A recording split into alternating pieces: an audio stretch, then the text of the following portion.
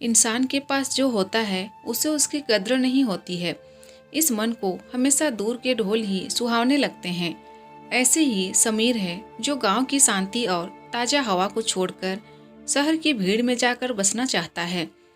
मिट्टी की खुशबू को छोड़कर शहर का धुआं खाना चाहता है। जिम्मेदारी और मजबूरी इंसान से सब कुछ करवाती है, लेकिन समीर को ऐसे कोई मजबूरी नहीं थी। घर छोड़ते वक्त पिताजी ने बहुत समझाया, हमारे पास यहाँ गांव में इतना है कि हम अच्छे से खा सकते हैं। भगवान की दया से इतना हो जाता है। फिर तू हमारा इकलौता बेटा है। हम चाहते हैं कि तू हमारे साथ ही रहे। लेकिन समीर मानने को तैयार नहीं था। पिताजी से कहा कि आपने पूरी जिंदगी गांव में गुजार दी, मैं नहीं चाहता यहाँ रहना।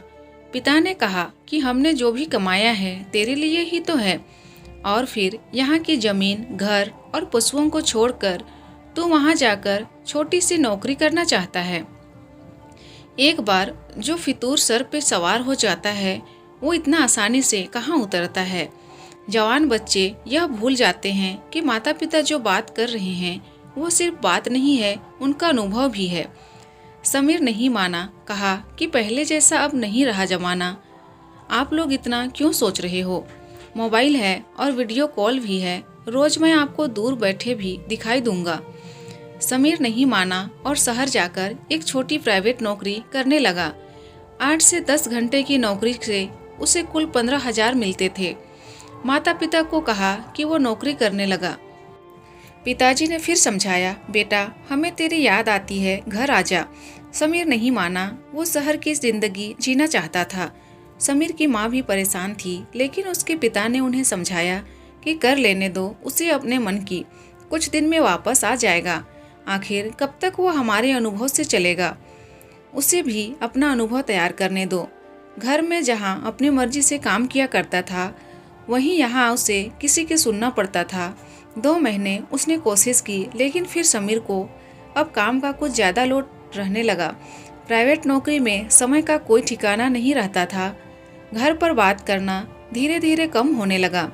करीब 4 दिन बाद जब उसने अपने घर का फ़ोन उठाया तो उसके पिताजी ने बोला, बेटा ऐसा क्या काम करना कि फ़ोन पर बात करने का समय ही ना मिले। पिताजी बोले, बेटा तेरी माँ का पैर टूट गया 3 दिन पहले। समीर ने पूछा कि माँ अब ठीक है? पिताजी बोले, प्लास्टर चढ़ा है। समीर ने कहा, पापा अब वीडियो कॉल से बात करवा देना, अभी मुझे छुट्टी नहीं मिल सकती। गांव में ठीक से नेटवर्क ना होने के कारण वीडियो कॉल कभी रुकती है, कभी दिखाई देती है, इसलिए अधिकतर वो सिर्फ बात किया करते थे। लेकिन आज माँ के पैर टूटा था। माँ ने फ़ोन पर बेटे से बात कर ली, बोली मैं ठीक हूँ और हर माँ की तरह तू कुछ खाता नहीं है क्या? देख कैसा मुंह निकल गया है तेरा, मैं कुछ दिन के लिए आ जाऊं। समीर अपने दोस्तों के साथ एक छोटे से कमरे में रहता था। किराया ज़्यादा और जगह कम, इसलिए माँ को हमेशा मना करता था। जो गांव की ताज़ा हवा के आदी उन्हें शहर कहाँ भाएगा। माँ से बात करने के 3 दिन बाद ही समीर की तबीयत खराब हो गई। काम पर भी नहीं गया, वही कमरे में आराम कर रहा था। कई बार घर से फ़ोन आने पर उसने उठाया, तब उसकी माँ से ही माँ समझ गई। बेटा बीमार है क्या? बोला, हाँ माँ थोड़ा बुखार है। माँ ने फिर कहा, बेटा घर आजा, थोड़े दिन आराम करके वापस चले जाना। समीर ने फिर आनाकानी की। अगले दिन समीर अपने कमरे में सोया था, तब दरवाजे के खटखटाने की आवाज़ होने पर दरवाज़ा खोलता है। दरवाजे पर उसकी मम्मी और पापा थे। समीर की माँ का प्लास्टर अभी भी था, सहारे के साथ चल रही थी। समीर को विश्वास नहीं हुआ कि ऐसी हालत और दर्द में उसकी माँ यहाँ आ जाएगी। माँ तुम ऐसी यहाँ क्यों आई? वीडियो कॉल पर बात कर लेते। बेटे की बात खत्म होने के पहले, अरे आग लगे तेरे फ़ोन, उसमें अच्छा नहीं दिखाई देता।